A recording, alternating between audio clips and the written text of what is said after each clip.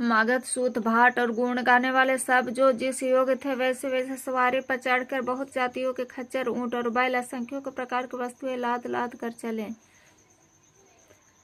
सबके हृदय में अपार हर्ष और शरीर पुलकित से भरे हैं कि हम श्री राम लक्ष्मण दोनों भाइयों को नेत्र भर कर कब देखेंगे। हाथी गरज रहे, उनके घंटों की भीषण ध्वनि हो रही है, चारों ओर रथों की घरघराहट और घोड़े की हिनहिनाहट हो रही है, बादलों का निरादर करते हुए नगाड़े घोर शब्द कर रहे हैं। किसी को अपनी पराई कोई बात नहीं कानों से नहीं सुनाई देती। राजा दशरथ के दरवाजे पर इतनी भारी भीड़ हो रही है कि वहां पत्थर फेंका जाए तो वह भी पीस कर धूल हो जाए। अटारियों पर चढ़ी स्त्रियां मंगल थालों में आरती लिए खड़ी हैं और नाना प्रकार के मनोहर गीत गा रही हैं। उनके अत्यंत आनंद का बखान नहीं हो सकता है। तब सुमंत्र जी ने 2 रथ सजार कर उनके सूर्य के घोड़ों को भी मात करने वाले घोड़े जो दोनों सुंदर रथ वे राजा दशरथ के पास ले आए, जिनकी सुंदरता का वर्णन सरस्वती से भी नहीं हो सकता। एक रथ पर राजसी सामान सजाए गए और दूसरी जो तेज का पुंज और अत्यंत ही शोभायमान था। उस सुंदर रथ पर राजा वशिष्ठ जी को हर्षपूर्वक चढ़ाकर फिर स्वयं शिव गौरी और गणेश जी का स्मरण कर दूसरे रथ पर चढ़ा। वशिष्ठ जी के इसके साथ जाते हुए दशरथ जी कैसे शोभा पा रहे हैं, जैसे देवगुरु बृहस्पति के साथ इंद्र हो। वेद की विधि और कुल की रीति के अनुसार सब कार्य कर तथा सबको सब प्रकार से सजे देख श्री रामचंद्र जी का स्मरण करके गुरु की आज्ञा पाकर पृथ्वी पर दशरथ जी ने शंख बजाकर चले। बारात देखकर देवता हर्षित हुए, सुंदर मंगलदायक फूलों की वर्षा करने लगे। बड़ा शोर मच गया, घोड़े और हाथी गरजने लगे। आकाश में बारात में दोनों जगह बाजे बजने लगे। देवांगनाएं, मनुष्य की स्त्री सुंदर मंगल गान करने लगे। रसीले राग से शहनाइयां बजने लगी। घंटे की घंटियों की ध्वनि वर्णन नहीं हो सकता। पैदल चलने वाले सेवकगण अथवा पट्टेबाज कसरत के खेल खेल रहे और फहरा रहे हैं। हंसी करने में निपुण, सुंदर गाने में चतुर विदुषा के तरह तरह के तमाशे कर रहे हैं। सुंदर राजकुमार मृदंग और नगाड़े के शब्द सुनकर घोड़ों को उन्हीं के अनुसार इस प्रकार नचा रहे हैं कि वे ताल के बंधाने से जरा भी डिगते नहीं। चतुर नट चकित होकर देख रहे हैं। बारात ऐसी बनी है जिसका वर्णन नहीं हो सकता।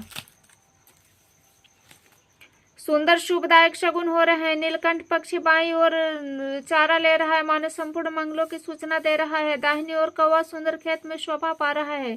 नेवला का दर्शन सब किसी ने पाया। तीनों प्रकार की शीतल मन सुगंधित हवा अनुकूल दिशा में बह रही है। श्रेष्ठ सुहागिन स्त्रियां भरे हुए घड़े और गोद में बालक लिए आ रहे हैं।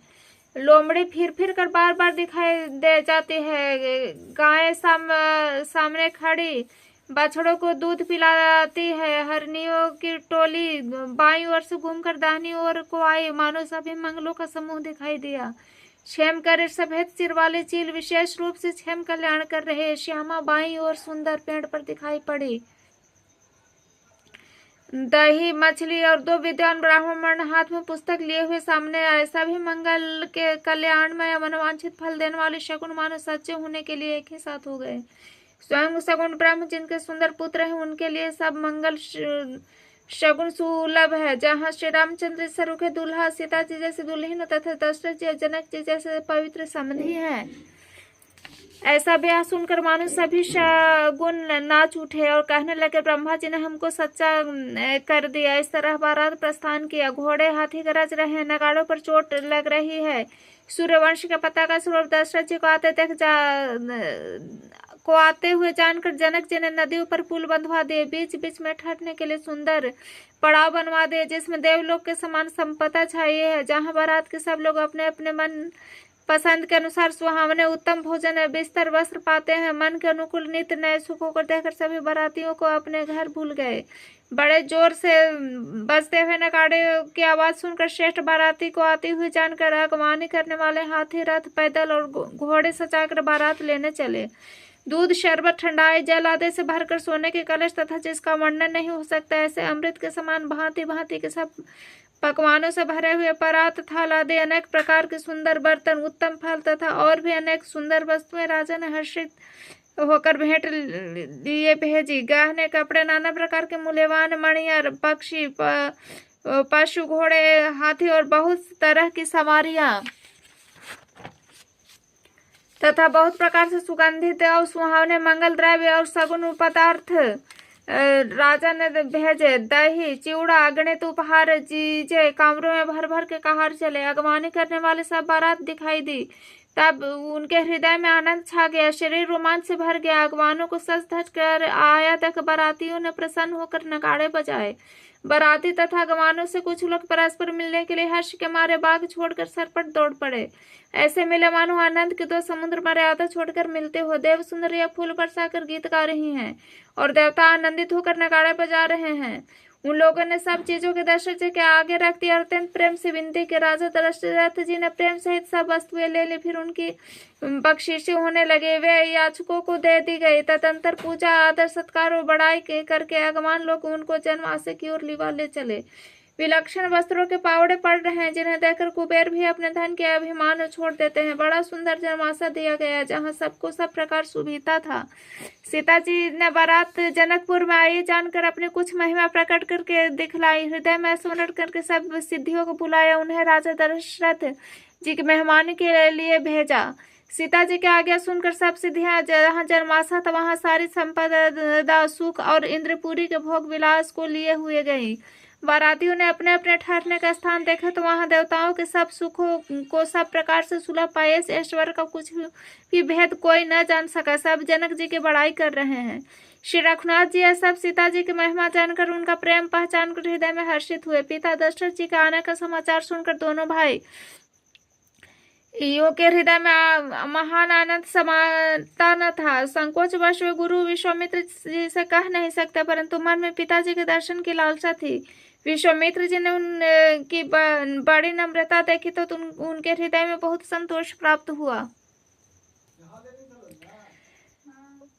प्रसन्न होकर उन्होंने दोनों भाइयों को हृदय से लगा लिया। उनका शरीर पुलकित हो गया और नेत्रों में जल भर आए। वे उस जनवासी को चले जहां दशरथ जी ने मानो सरोवर पयासी की ओर लक्ष्य करके चला हो। जब राजा दशरथ जी ने पुत्रों सहित मुनि को आते देखा तब हर्षित होकर उठे। सुख के समुद्र में था लेते हुए पृथ्वीपति दशरथ जी ने मुनि के चरण धूलि को बार बार सिर पर चढ़ा कर उनको दंडवत प्रणाम किया। विश्वामित्र जी ने राजा को उठाकर हृदय से लगा लिया और आशीर्वाद देकर कुशल पूछी। फिर दोनों भाइयों को दंडवत प्रणाम करते देख राजा के हृदय में सुख समाया नहीं। पुत्रों को उठाकर हृदय से लगाकर उन्होंने अपने वियोग जनित उत्साह दुख को मिटाया, मानो मृतक शरीर को प्राण मिल गए हो। फिर उन्होंने वशिष्ठ जी के चरणों में सिर नवाया। मुनिश्रेष्ठ ने प्रेम के आनंद में उन्हें हृदय से लगा लिया। दोनों भाइयों ने सब ब्राह्मणों की वंदना की और मन भाए आशीर्वाद पाए। भरत जी ने छोटे भाई शत्रुघ्न सहित श्री रामचंद्र जी को प्रणाम किया। श्री राम जी ने उन्हें उठाकर हृदय से लगा लिया। लक्ष्मण जी ने दोनों भाइयों को देखकर हर्षित हुए और प्रेम से परिपूर्ण हुए शरीर उनसे मिले। तदंतर परम कृपालु विनय श्री रामचंद्र जी अयोध्यावासियों, कुटुंबियों और जातियों के लोगों याचकों, मंत्रियों और मित्रों सभी से यथायोग्य मिले। श्री रामचंद्र जी को देखकर बारात शीतल हुई। राम जी के योग में सबके हृदय में जो आग जल रही थी वह शांत हो गई। प्रीति की रीति का बखान नहीं हो सकता। राजा के पास चारों पुत्र ऐसे शोभा पा रहे मानो अर्थ धर्म काम और मोक्ष शरीर धारण किए हुए हो। पुत्रों सहित दशरथ जी को देखकर नगर के स्त्री पुरुष बहुत ही प्रसन्न हो रहे हैं। आकाश में देवता फूलों की वर्षा करके नगाड़े बजा रहे हैं। अप्सराएं गागा कर नाच रही हैं। अगवानी में आए हुए शतानंद जी अन्य ब्राह्मण मंत्रीगण मागध सूत विद्वान भाटों ने बारात सहित राजा दशरथ जी का आदर सत्कार किया। फिर आज्ञा लेकर वे वापस लौटे। बारात लगने के दिन से पहले आ गई है, इससे जनकपुर में अधिक आनंद छा रहा है। सब लोग ब्रह्मानंद प्राप्त हो रहे हैं। विधाता को मनाकर कहते हैं कि दिन रात बढ़ जाए। श्री रामचंद्र जी सीता जी की सुंदरता की सीमा है। दोनों राजा पुणे की सीमा, जहाँ तहाँ जनकपुर वासी स्त्री पुरुष के समूह इकट्ठे होकर यही कह रहे हैं कि जनक जी के सुकृत की मूर्ति जानकी जी और दशरथ जी के सुकृत देह धारण किए श्री राम जी हैं। इन दोनों राजाओं के समान किसी ने शिव जी का कोई आराधना नहीं किया और न इनके समान किसी ने फल ही पाए। के समान जगत में न कोई हुआ न और कहीं होने ही वाला है। हम सब संपूर्ण पुण्यों की राशि जो इस जगत में जन्म लेकर जनकपुर के निवासी हुए, जिन्होंने जानकी श्री रामचंद्र जी की छवि देखी हुए सारे हमारे शरीर के विशेष पुण्यात्मा कौन होगा। अब हम श्री रघुनाथ जी का विवाह देखेंगे। भली भांति नेत्रों का लाभ लेंगे। कोयल के समान मधुर बोलने वाली स्त्रियां आपस में कहती हैं, हे सुंदर नेत्रों वाली, इस विवाह में बड़ा लाभ है। बड़े भाग से विधाता ने सब बात बना दी है। दोनों भाई हमारे नेत्रों के अतिथि हुआ करेंगे। जनक जी स्नेहवश बार बार सीता जी को बुलावेंगे और करोड़ों कामदेव के समान सुंदर दोनों भाई सीता जी को लेने आया करेंगे। तब उनकी अनेकों प्रकार से पहुनाई होगी। सखी ऐसे ससुराल किसे प्यारी न होगी। तब हम सब नगर निवासी श्री राम लक्ष्मण को देखकर बहुत सुखी होंगे। है सखी, जैसा श्री राम लक्ष्मण का जोड़ा है वैसे ही दो कुमार राजा के साथ और भी हैं। वे भी एक श्याम और दूसरे गौर वर्ण के हैं। उनके भी सब अंग बहुत सुंदर हैं। जो लोग उन्हें देख आए हैं वे सब यही कहते हैं। एक ने कहा, मैंने आज उन्हें देखा है, इतने सुंदर मानो ब्रह्मा जी ने उन्हें अपने हाथों से संवारा है। भारत तो श्री रामचंद्र जी की ही शक्ल सूरत के हैं, स्त्री पुरुष उन्हें सहसा पहचान नहीं सकते। लक्ष्मण और शत्रुघ्न दोनों एक ही रूप हैं। दोनों के नख से शिख तक सभी अंग अनुपम हैं। मन को बड़े अच्छे लगते हैं, पर मुख से उनका वर्णन नहीं हो सकता। उनकी उपमा के लिए तीनों लोकों में कोई नहीं है। दास तुलसी कहता है कि कवि और कोविद विद्वान कहते हैं इनकी उपमा कहीं कोई नहीं है। बल, विनय, विद्याशील, शोभा के समुद्र इनके समान यही हैं। जनकपुर की सब स्त्रियां आंचल फैलाकर विधाता को यह वचन सुनती है कि चारों भाइयों को विवाह इसी नगर में हो, हम सब सुंदर मंगल गावें।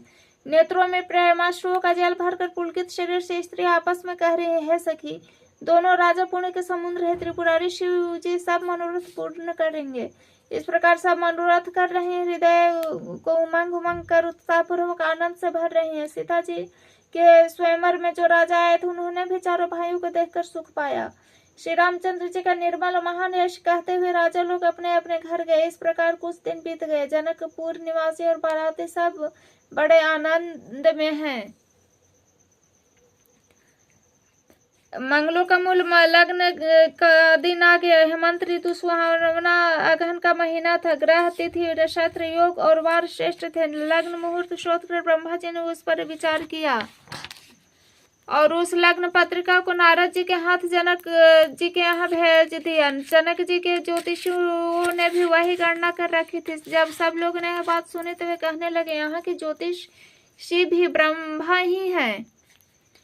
निर्मल और सब सुंदर मंगलों के मूल गोधूली व पवित्र बेला के अनुकूल शगुन होने लगे। यह जानकर ब्राह्मण ने जनक जी से कहा। तब राजा जनक को पुरोहित शतानंद जी से कहा कि अब देर क्या करना। तब शतानंद जी ने मंत्रियों को बुला भेजा। वे सब मंगल का सामान सजा कर ले आए।